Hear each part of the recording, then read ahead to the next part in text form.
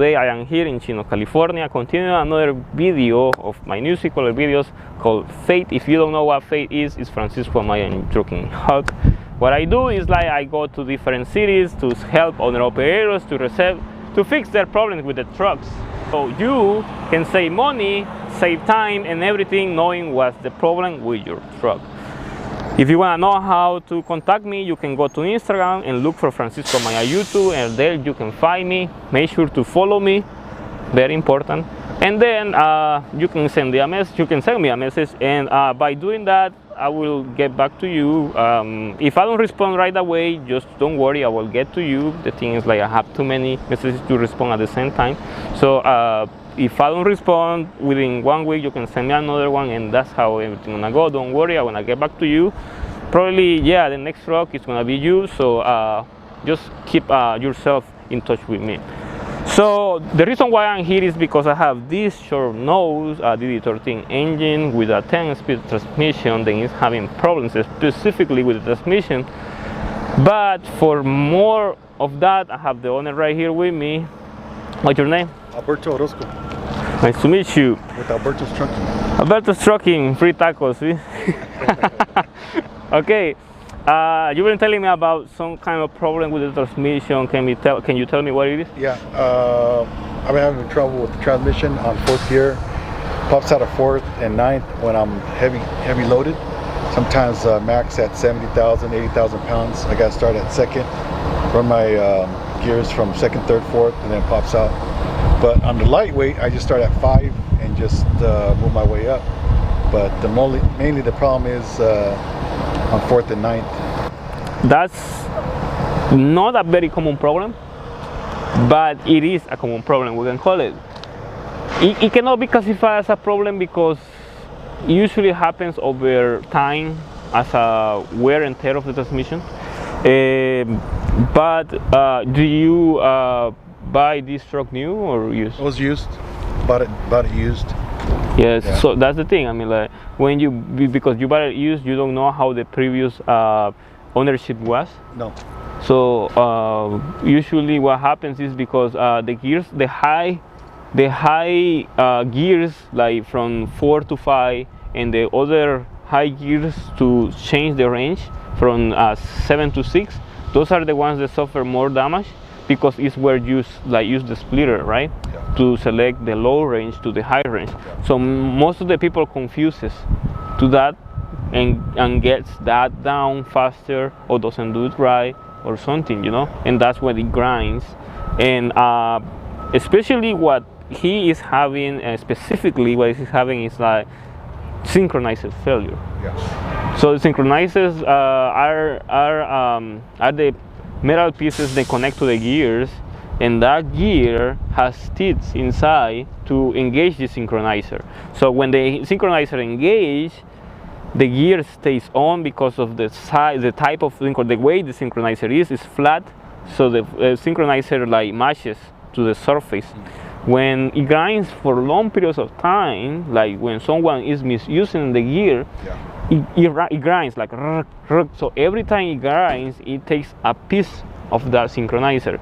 If we remove the synchronizers right now, like for example, like just in your mind you can imagine that if you remove the synchronizers, the way you want to see the synchronizers in the exterior is in the outside area where the synchronizer goes from, where it engages to the gear, is going to look flatter because it's been grinding. The two contact surface been grinding, so it's gonna be flatter and flatter and flatter, and that's the reason why the synchronizer has nowhere to sit.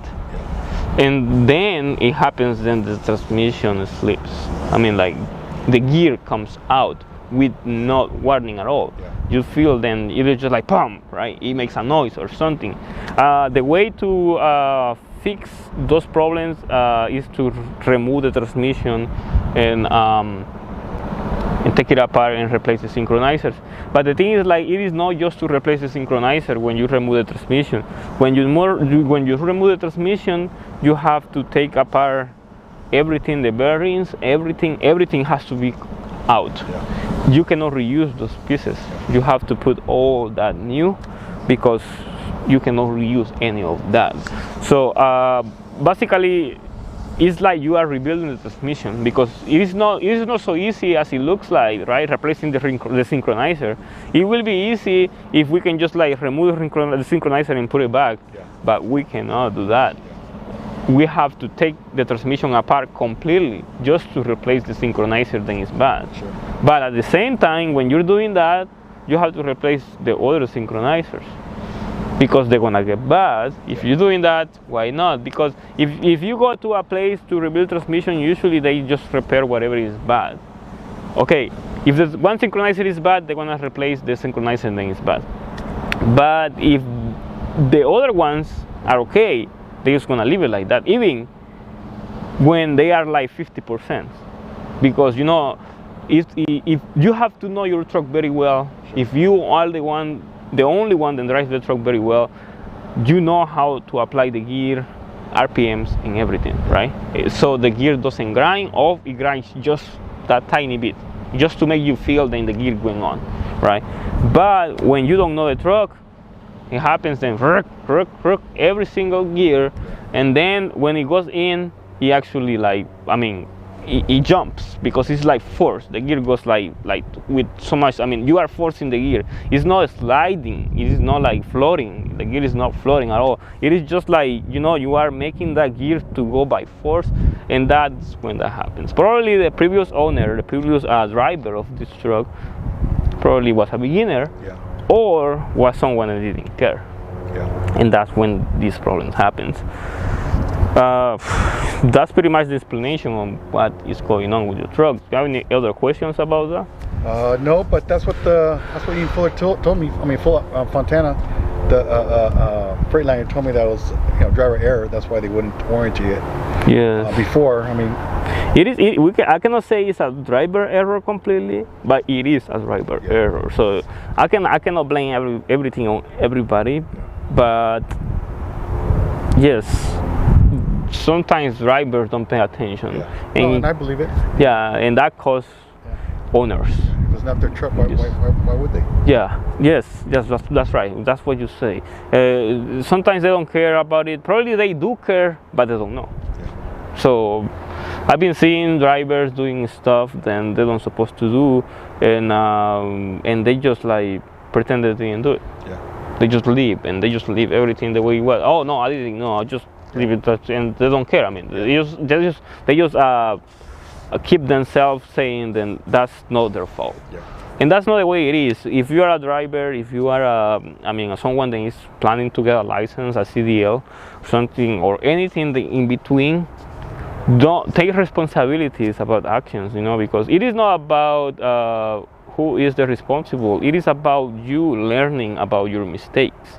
In the same way as mechanics, if you do a mistake, you have to learn from the mistake, because a mechanic that has experience is not a mechanic that went to school, not a mechanic that have all the knowledge. No, it's a mechanic that went through so many mistakes to understand what is wrong, what I did, and how it has to be solved. Yeah, I did my due diligence as far as having the mechanic come over and check it out for me while I was working. But I guess he overlooked it, and because you can't really tell if there's a problem with the transmission unless it's heavy. Yes, and it's loaded. The thing is, like, this is one of the things owner operators or drivers that want to buy a truck have to understand. There is no way to test drive a truck, because people take it to dynos. Well, unless you hook it up to the computer. No, that's not even that. Oh, to me, it's like, if you want to test drive a truck, dyno, it is okay, but it is not the way. It is not the way. It is just, we can say 10%, 20% of the truck. But if you want to know how the truck runs, you have to have a heavy load on it. No matter what. And you know, whenever you go to the dealer, they won't allow you to do that. No. They won't allow you to have a heavy load on the truck, because, you know, yes, they will be like, you know what, the truck is gonna break right there. Right. Yeah, it's gonna break. But that's the only way. If you want to know how the truck is performing, a lot gotta be on it. Because this truck, the way it is like what? Like me riding the car just by myself. It's like no weight, nothing. The car is not doing any effort at all. But if I put the trailer with a load, that is how this truck works. That's how it's made for. it has to have the equipment to actually put his work, to actually make that fuel pay for the load. Sure. Right. So that's the way it is. So that's something that people doesn't understand. People think that just because the mechanic went over there, I can go. Like, for example, if you want me to check the truck, I can go check it out, and I can check physical stuff, everything, and I can say that the truck is okay. I mean, it is questionable in a way, then some here and there, but it is okay in a way, then it can go to work. But the real test is with a heavy load, and especially going uphill. That's how you want to find out how many problems the truck has. If the truck doesn't brake going uphill or doesn't do anything with a heavy load, your truck is good. No matter what kind of truck you have. I had a friend that's who was in the Marines, and he was in charge of fixing these trucks. He told me right away what it was, but you know, I couldn't. He's retired. He's old. He couldn't do anything. Yeah. He did refer me to a mechanic over in Riverside that would, you know, remove and replace for $450. Yeah, that's a good price. Yeah. That's a good price. But yeah, so definitely that is your problem. Eaton Fuller will take care of it for you know, reasonable price, but I needed to make my money first before I did, and I did already. I made my investment back. Yeah, so I can put it back in the shop and have them.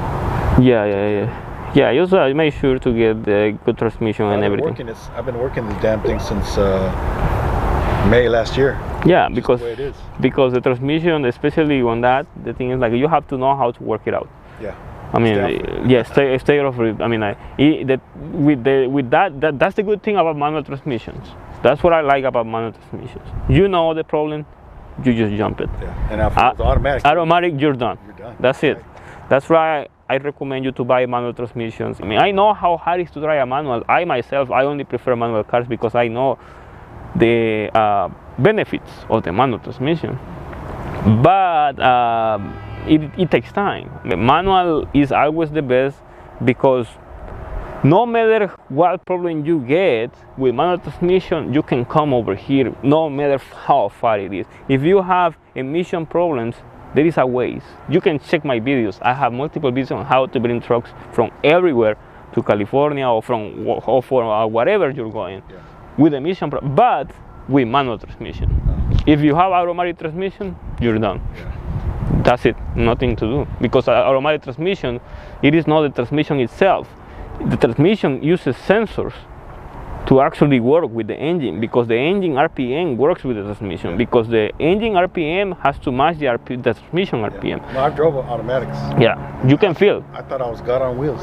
Yes, so it is fun in a way that you just like, woo, woo. Especially in traffic. Yeah, that's it. Yeah. But it's sad when you get problems like that, because you're stuck everywhere. And my recommendation is a truck for work, manual transmission. If you want to get a car, get an automatic. I don't care. Yeah.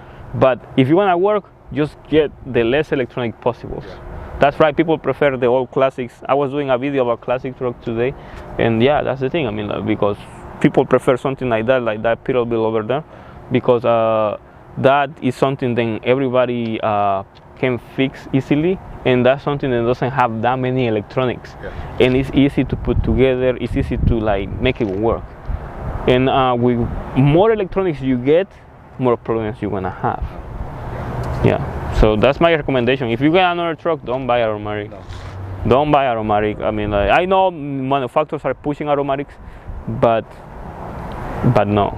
Yeah, they come a long ways. Yes, they still learning, especially because there are two types of aromatics. There are like semi-aromatics and the full aromatics. Like DT12, that's a full aromatic, but then you have the E8 Ultra Shift or something that's semi-aromatic with a clutch and a motor that pushes. Yeah, so it's like kind of like manual, but no clutch.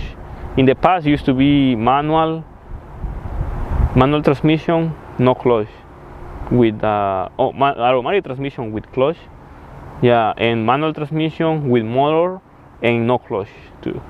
Yeah, when I was working with Gardner, when they started me, they gave me an automatic transmission, and it had a clutch. You can actually hear it. Yeah, it had a clutch, yes, but that was like 2000, something like that. Yeah, that was 2000s. It was good little truck. It was just like this. Yeah, DD13, but it was automatic. Yes, it was good. Yes. especially in traffic. The ones that have clutch automatic transmission will clutch are better than just the fully automatic ones. But to me, manual transmission is just the best. You cannot go wrong with manual transmission. The only problems you're gonna find on that one is that a gear they broke or no oil. That's it. Nothing else. You don't have like, oh, the checking light come and sensor transmission went bad. That's it. You're stuck somewhere. But that's about it. I guess that's pretty much all. We have a pretty long conversation about your truck, and it is not much we can do about it, but at least you are aware of what is your problem, and that's the important thing. And have being aware about the situation that is going on. And it's just gonna keep getting worse. It's gonna keep getting worse if you use the gear. If you don't use it, it's gonna stay like that. Well, I try to when I get into fourth, I try to get in there with the clutch nice and tight. But even that, it's gonna. You have to hold it. But it's gonna grind. Yeah, it's gonna grind. Yes, but you have to hold it there, otherwise it won't. You're just like gonna go out. It's like the transmission is like not accepting the gear, kind of like that. I think it's time to get it rebuilt. Yeah. It's about time. We're still in the slow season right now. So. Yeah, so I know trucking season is sort of super bad right now. Especially with all situations going on. Coronavirus and the China deal and all that, and election year. Everything, dude. Yes, but hopefully trucking business is gonna pick up. That's why I'm doing all this. I'm trying to help owner operators because you're slow too. I'm not the slow, but when I have time, I do this. Right, like I never slow because I always have something else to do. Or either I have to work on a truck, or I have to deal with other businesses, or I have to do something else, or I have to come over here. I always have. I am a person that doesn't like to rest, basically. Yeah, I saw that one video where you got into the oil, or there was no oil pressure. You took down the pan. And you saw this piece or some hole inside. Oh yeah. But that was a good video. That was a good fix right there, dude. Oh yeah, it was a long video actually. That was a good fix right there. That was me working myself, like doing all, but that is myself. Nothing, no help, nothing. Me holding the camera at the same time. There was a whole big old hole inside that oil pan. Yeah, that thing. Who would have known? Yeah, that's the thing. I mean, like the thing is, it broke. It broke, and that's a. They installed it. No. Why they installed it? I guess they broke it or something like that. I don't know. It could be, but that's because that piece, the old suction module, is a plastic piece. Yeah. And because it's plastic, it is not that rigid. Like because in the past. Yeah. Like the Freeze DD15 engines, DD13s, or any engine, they used to be like kind of like fused aluminum there. But with the newer, like 2011, 12, and all newers, they replaced that and they placed a plastic with a smaller bolts and everything. It was a different block and everything. So plastic is not the same, not the same resistance as aluminum, but it's lighter than aluminum. So that's the thing. I mean, like the thing is like if you wanna understand why manufacturers are doing that, you have to understand fuel economy, because manufacturers are pushing stuff that are very cheap, very flimsy, very fragile, because they're trying to compete with the government fuel economy requirements. Because they ask for this much, so what they're gonna do? They're gonna reduce weight, because weight takes power. And by removing weight, you increase the power. So and all that, so that's the reason why we have all these modern problems. But that doesn't mean that there won't be a solution. I'm pretty sure that there will be a solution. There will be someone inventing an aftermarket piece that is metal for that. I'm pretty sure. The thing is, like right now, still we are 20 right now. In the 2012. We are up to about 9 years, something like that. So that patent, I think, is still on Detroit, on Mercedes-Benz. So I believe they want to release it soon. So that's the thing. And when they release it, there will be aftermarket competitors to do or equal or like metal pieces. Like everybody does. Like because there is always aftermarket products. There are some good, there are some bad. But I'm pretty sure someone will do a metal one on that one. But the thing is, like that suction model is not just a suction model. It's like a ball it has a pass-through bypass, we can call it. Like it has the pass-through of the oil, it goes through, but the suction goes right here and the other pipe goes right there, but it's bypass and we can call it like check valve. Like it has a bypass and a check valve together. In the case it's like overpressure and it doesn't go, it has a bypass to release the oil, and it has a check valve so the oil doesn't go back. So it's like a whole thing. It is not just a piece of plastic. It's engineered there. Sure. Yeah, it's a lot of stuff there. Sure. Complicated. Yeah. I can be the whole day explaining stuff over here, and we're gonna finish the video soon. Right now we're done with the video because I don't want to spend more time. We want to be like, I don't know, like 20 minutes long right now, right? I'm getting hungry. Yeah, we're like 20-30 minutes. Oh yeah, we're 23 minutes long right now, so that's fine. We already know the problem, and hopefully that truck goes to work like as expected after the repair. And yeah, if anything else, emission problems or something like that, engine problems or something like that later, you can contact me. Yeah, well, yeah, I'll do that. Yeah, you can contact me. You know, that's the reason why I am doing these videos. Thank because you. probably next time, as you going to receive the help. That's what I'm doing. So just stay tuned. Don't feel intimidated. Don't feel like I never gonna reach to you. I will eventually, even if you are somewhere else in the States, I'm gonna get to you because I'm planning to go to different states, but with some time. Okay, so this is all we have for today. If you have any questions, you can use the comment section below. You can ask anything. You can help everybody else with your opinions or your experience about this specific problem on this truck. Or if you want to respond other people's questions, you can do it as well. Make sure to like the video. Follow me on Instagram. Look for FranciscoAmaya YouTube. If you want to send any type of contribution to my channel, you can check the description of the video, and there you're going to find details on how to send any kind of support contributions to my channel, so I can probably travel farther to visit you. And make sure to like the video, share the video, and thank you for watching. You guys hungry? I'll buy dinner. Yeah, Alberto's. You know, they got Tom's right here and they got Alberto's, whichever one you want.